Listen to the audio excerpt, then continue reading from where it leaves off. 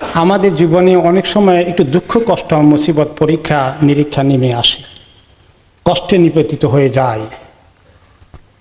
এই দুঃখ মুসিবত এগুলো কি আমাদের জীবনে অভিশাপ? এগুলো কি আমাদের জীবনে শাস্তি শুধু, না এগুলোর পিছনে আল্লাহ তাআলা অনেক নিয়ামত রেখে দিয়েছেন? সেগুলোকে আবিষ্কার করে কীভাবে আমল করতে পারি, এটি হচ্ছে আজকের খুতবার বিষয় ইনশাআল্লাহ। আল্লাহ তাআলা চাইলে আমাদের জীবনকে একতরফা শান্তিময় করে দিতে পারতেন, কোনো দুঃখ দুর্দশা থাকে না, কষ্ট থাকবে না, পরীক্ষা নিরীক্ষা নাই, চাইলে তিনি এটা পারবেন। কিন্তু তিনি এই দুনিয়ার জীবনকে সৃষ্টি করেছেন পরীক্ষার জন্য, যে আমি হায়াত মউত দিয়েছি, জীবন মৃত্যু মউত এবং হায়াত দিয়েছি, এই জীবনের পরীক্ষা করে দেখব কে সুন্দর সুন্দর আমল করে নিয়ে এসেছে। আনন্দের সময় সুন্দর আমল আছে, দুঃখের সময়ও অনেক সুন্দর আমল আছে, বরঞ্চ দুঃখের সময়ের আমলগুলো আরো বেশি দামি আল্লাহর কাছে। এবং মানুষ যখন কিয়ামতের দিন দেখবে দুঃখ কষ্টে পরীক্ষা নিরীক্ষা, যখন জীবনটা অনেক কষ্টে কেটেছে আর সে আল্লাহর উপর তাওয়াক্কুল ছিল, সবর করেছিল, তিনি যখন দেখবেন যে তার এত পুরস্কার আল্লাহ তাআলা তাকে দিচ্ছেন, তখন সে বলবে আল্লাহ কতই না ভালো হয়েছে, দুঃখটা দূর করেননি, আমাকে এত পুরস্কার আজকে দিয়েছেন। এবং এ বিষয়ে একটি হাদিসে রাসূলুল্লাহ সাল্লাল্লাহু আলাইহি ওয়াসাল্লাম ইরশাদ করলেন, মানুষ যখন দেখবে কিয়ামতের দিন যারা বেশি দুঃখ কষ্ট পরীক্ষা নিরীক্ষা জীবনটা পার করেছিল, আল্লাহর উপরে অসন্তুষ্ট হয়নি, এরপরে সন্তুষ্ট থেকেছে, করণীয় করেছে, কিন্তু বিপদ দূর করতে পারেনি, তারা আল্লাহর উপরে কোনো রাগ করেনি, গোসা করেনি, অভিযোগ করেনি, আল্লাহর ফয়সালাকে, তাকদীরের ফয়সালাকে মেনে নিয়ে চেষ্টা করেছে উত্তরণ না হলেও আল্লাহর বিরুদ্ধে কোনো কমপ্লেন ছিল না, সবরের সাথে জিন্দেগি যাপন করে চলে গিয়েছে। তাদেরকে যখন আল্লাহ তাআলা এত এত পুরস্কার দিয়ে সব গুনাহ মাফ করে দিয়ে জান্নাতে ঢুকিয়ে দেবেন, তখন যারা খুব আরামের জিন্দেগি কেটেছে, তেমন দুঃখ কষ্ট জীবনে আসেনি, তারা একটু আফসোস করে বলবে হায়, আমাদেরকে যদি আল্লাহ তাআলা এদের মতো পরীক্ষা, বরঞ্চ তার চেয়ে আরো বেশি পরীক্ষা ফেলে দিতেন, যে জীবন্ত অবস্থায় আমাদের শরীরের চামড়া খুলে নেওয়া হতো, এত কষ্ট দেওয়া হতো, তাহলে আমরা আজকে বড়ই কামিয়াব হয়ে যেতাম। তাই বলে আল্লাহর কাছে দুঃখ কষ্ট চাওয়ার জন্য দুনিয়াতে আল্লাহ বলেননি, বরঞ্চ রাসূলুল্লাহ সাল্লাল্লাহু আলাইহি ওয়াসাল্লাম বলেছেন দুঃখ কষ্ট চেয়েও না আল্লাহর কাছে, সব সময় আফিয়ত চাও, সুস্থতা, ভালো অবস্থা থাকার দরখাস্ত দাও, এরপরে আল্লাহ যদি তোমাকে নিজের উদ্যোগে পরীক্ষা করান, তাহলে পরীক্ষায় তুমি পাশ করার চেষ্টা করো, ফেল করো না, সবরের সাথে পাশ করে নাও। কত রকমের পরীক্ষা আছে, কারো জীবনে অর্থনৈতিক দুরবস্থা, অভাব অনটন চাচ্ছে না, সংসার চলে না, কারো অভাব অনটন বাড়ি ছাড়ে না, কত চেষ্টা করছে, সব জায়গায় মনে হয় যেন তার জন্য চিপে গেছে দুনিয়া, তারপরেও সে আল্লাহর প্রতি অসন্তুষ্ট হয়নি। কারো সংসারে এত অশান্তি, স্বামী স্ত্রীর মধ্যে মনে হয় যেন যুদ্ধ চলছে, কিন্তু সেখানে সে যদি একতরফা নিজে কাউকে কষ্ট না দিয়ে সবর করতে পারে, কষ্ট পাওয়া দূর করার চেষ্টা করেছে কিন্তু কষ্ট দূর হয় না, এরপরেও কোনো রকমের জিন্দগি কাটিয়ে দিয়েছে, এরপরে আত্মীয় স্বজনের মধ্যে দুরবস্থা, খামাখা আপনাকে কষ্ট দিচ্ছে, কিছু লোক খামাখা আপনার বিরুদ্ধে বদনাম করে বেড়ায়, কিছু লোক আপনার বিরুদ্ধে মিডিয়া ছেড়ে দিয়ে আপনাকে একেবারে হেনস্থা করার জন্য কোনো রাস্তা বাকি রাখলো না, আপনার কত কষ্ট হচ্ছে। তো এগুলোর মোকাবিলায় আমরা কিভাবে থাকবো? আমাদের জীবনটা তো অনেক কষ্ট হয়ে যাবে। আল্লাহ তাআলা এবং তাঁর রাসূল সাল্লাল্লাহু আলাইহি ওয়াসাল্লাম আমাদের জন্য সুন্দর সুন্দর কিছু ফর্মুলা দিয়েছেন, সেগুলো যদি আমরা আমল করি তাহলে দেখবেন যে দুনিয়ার কষ্ট অনেকটা লাঘব হয়ে গেছে। দূর না হলেও মনের ভিতরে আল্লাহর প্রতি তাওয়াক্কুল, ভরসা এমনভাবে এসেছে, আল্লাহর কাছে এমন দোয়া করছি, এত দরখাস্ত দিচ্ছি, অনেক দিন থেকে বলে যাচ্ছি যে আল্লাহ এই বিপদটা দূর করে নাও, কিন্তু আল্লাহ এখনও নেননি, কিন্তু আমি ছেড়ে দেইনি, আমি দোয়া অব্যাহত রেখেছি। এর কারণে আল্লাহর সঙ্গে আমার একটা অনেক মজবুত সম্পর্ক তৈরি হয়ে যাচ্ছে। আমি আল্লাহর কাছে ফকিরের মতো দরখাস্ত দিচ্ছি, আমার চোখের পানি দিয়ে আল্লাহর সঙ্গে সম্পর্ককে নবায়ন করছি। এবং ইমাম ইবনুল কাইয়্যিম রাহমাতুল্লাহ আলাইহি বলেন যে এই যে বান্দা পরীক্ষা নিরীক্ষায় আল্লাহর সঙ্গে তার এই দরখাস্ত দেওয়া, এগুলো সে অব্যাহত রেখেছে, কিছুদিন দোয়া করে আর ছেড়ে দেয়নি যে না আমার দোয়া তার কবুল হলো না, আল্লাহ করে লাভ নাই, না, সে একতরফা আল্লাহর সঙ্গে তার এই সম্পর্ক রেখেছে এবং দোয়া অব্যাহত রেখেছে। এটা তার জন্য এত কল্যাণ হবে, যে বিপদ থেকে মুক্তি চেয়েছিল সে আখেরাতে দেখবে ওই বিপদ মুক্তির চেয়ে এই দোয়ার সুযোগ পেয়েছে বিপদে পড়ে, এই কারণে আল্লাহর কাছে তার বিরাট অর্জন সাধিত হয়ে গেছে। আর বিপদটা দূর হয়ে গেলে একটু ফায়দা হতো, কিন্তু এখন তার ফায়দাটা আখেরাতে আরো অনেক বড় হয়ে গেছে। আল্লাহ তাআলা মুমিনদেরকে যে কোনো কষ্ট দেন তার বিনিময়ে তিনি অনেক কিছু দেবেন। একটি হাদিসে রাসূলুল্লাহ সাল্লাল্লাহু আলাইহি ওয়াসাল্লাম বলেছেন, কোনো মুসলিমের যদি কোনো ক্লান্ত হয়ে পড়ে, কোনো দুঃখ কষ্টের মধ্যে পড়ে, কোনো মানসিক যন্ত্রণা ইত্যাদি সে যদি ফেস করতে হয়, দুশ্চিন্তা মুসিবত তার কাছ থেকে যাচ্ছে না, যে কোনো মুসিবত, যে কোনো দুঃখ, যে কোনো কষ্ট তার গুনাহ মাফ করে দেবে। এমনকি হাঁটতে গিয়ে চলতে গিয়ে ছোট্ট একটি কাঁটা তার পায়ে লেগেছে, পাটার গুতাটা একটুখানি কষ্ট লেগেছে, উহ করে উঠেছেন, এই কষ্টটাও তার অনেক গুনাহ ঝরিয়ে দেবে।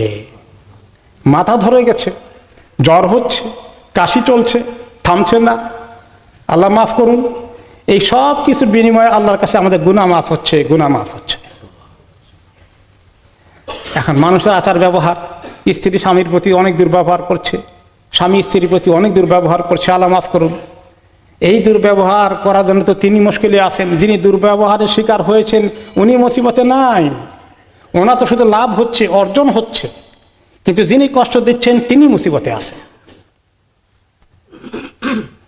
তো মানুষের একটা ছোট কাঁটার গুতা যদি মানুষকে কষ্ট দেয়, আরেকজনের দুর্ব্যবহার, কষ্ট, ঝগড়া করা, আপনার বিরুদ্ধে বদনাম করা, আপনার বিরুদ্ধে সোশ্যাল মিডিয়ায় লিখে ছেড়ে দেওয়া, সারা দুনিয়া রাষ্ট্র করে দেওয়া, আপনার মানিজ্যতকে শেষ করে দেওয়া, এগুলোকে ছোট কাঁটার তুলনায় অনেক বড় না ছোট? অনেক বড়। তো সেগুলো আল্লাহর কাছে অনেক বড় পুরস্কার নিয়ে আসবে। এই কথা মনে রেখে আমাদের মনে আল্লাহ অনেক শান্তি দেবেন, দুঃখ হালকা হয়ে যাবে। আর আল্লাহর কাছে এই উসিলায় যে মনের কষ্ট নিয়ে দোয়া করব, আমলের পরিমাণ কি পরিমাণ বেড়ে যাবে আখিরাতে তা আমরা দেখতে পাবো ইনশাআল্লাহ।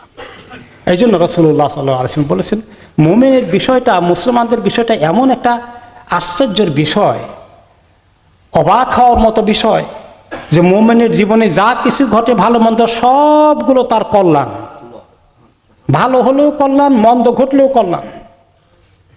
আর এটা মুমিন ছাড়া আর কারো জীবনে হয় না, মুসলিম ছাড়া কারো জীবনে এরকম পুরস্কার নাই। তো ভালো হলে তো কল্যাণ বুঝলামই, অনেক ভালো কিছু পেয়ে গেছি দুনিয়ার মধ্যে, আলহামদুলিল্লাহ বললাম।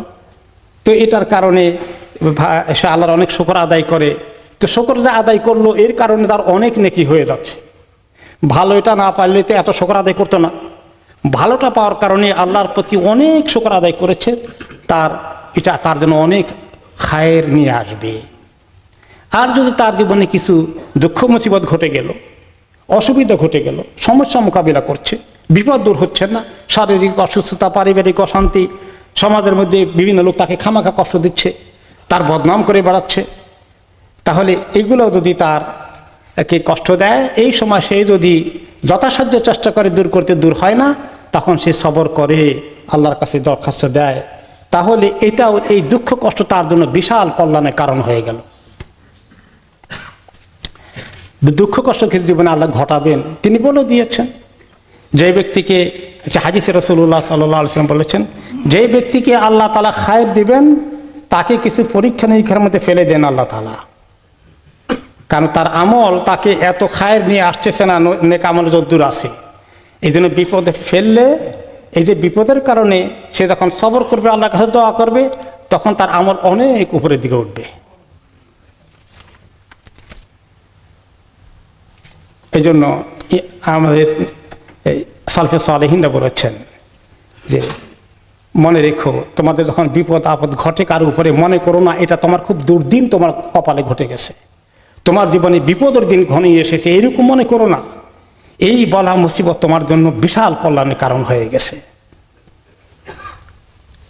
ফুদাইল ইবনে আয়াদ রাহমাতুল্লাহ আলাইহি বলেছেন, কিছু বিপদ আপদ, অসুখ বিসুখ, এগুলো আল্লাহ তাআলা দেন বান্দাদেরকে, তাদেরকে সাইজ করার জন্য, অর্থাৎ তাদেরকে আল্লাহর কাছে আনার জন্য, নয়তো সহজে আসবে না। বিপদে না পড়লে আল্লাহকে তো আমরা সহজে ডাকি না, মানে চোখের পানি ফেলে। বিপদে পড়লে অনেক ডাকি, এই যে অনেক ডাকি, এই বিপদ ফেলে দিয়ে আল্লাহ ডাকার জন্য ব্যবস্থা করেছেন আমাদের কাছে আনার জন্য, আল্লাহর কাছে নেওয়ার জন্য। তা না হলে আমরা গর্ব করব, অহংকার করব, কনফিডেন্স, আত্মবিশ্বাস, আমার টাকা আছে, পয়সা আছে, সব ঠিক আছে, আমাকে অনেকে সম্মান করে, আমার কোনো অসুবিধা নেই। কিন্তু যখনই বিপদে পড়ি তখন দেখি যে এগুলা নাই, এখন আমি আল্লাহ ছাড়া আর কেউ নেই, কিছুই আমার কাজে লাগছে না। এই যে একটা সুযোগ, এটা আল্লাহ তাআলা বান্দাকে, তার যে একটু বেখেয়াল হয়ে গেছিল, আল্লাহর কাছে বেশি চোখের পানি ফেলছিল না, বিপদে ফেলে আল্লাহ তার কাছে তাকে ডেকে এনেছেন, তার কোনো উপায় নাই এখন। তাহলে এটা আমাদের জন্য কি এইভাবেই কল্যাণের কারণ হয়ে যায়। এই জন্য অনেকে অসুস্থতা, আহারে কোনো চিকিৎসা নাই, ডাক্তার, কবিরাজ, হসপিটাল সব কত কষ্টে জীবন যায়। এই বিষয়ে একটা হাদিস, রাসূলুল্লাহ সাল্লাল্লাহু আলাইহি সাল্লাম দেখতে গেলেন উম্মে সাইব অথবা উম্মুল মুসাইয়্যিবকে, বললেন যে দেখতে গিয়ে ওনার আত্মীয়া যে উনি শরীর শেকিং করছে, কাঁপছে, বোধহয় জ্বর টর কিছু হয়েছে। তিনি বললেন কি হয়েছে তোমার, শরীর কাঁপছে তোমার? তিনি বলেন, আর বলেন না, জ্বরের মধ্যে আল্লাহ কোনো খায়ের বরকত রাখেন নাই। একটু অসন্তুষ্ট করে জলকে বলে এর মধ্যে কোনো আল্লাহ যেন কোনো বরকত জ্বরের মধ্যে না দেয়, একটু মানে বদদোয়ার মতো করলেন, জ্বরের প্রতি বিরক্তি প্রকাশ করলেন। তিনি বললেন, দেখো, জ্বরকে গালি দিও না, অভিশাপ দিও না। তুমি জানো কি এই জ্বর মুমিনের জীবন থেকে কত গুনাহ সরিয়ে দেয়, তাকে সাফ করে দেয়।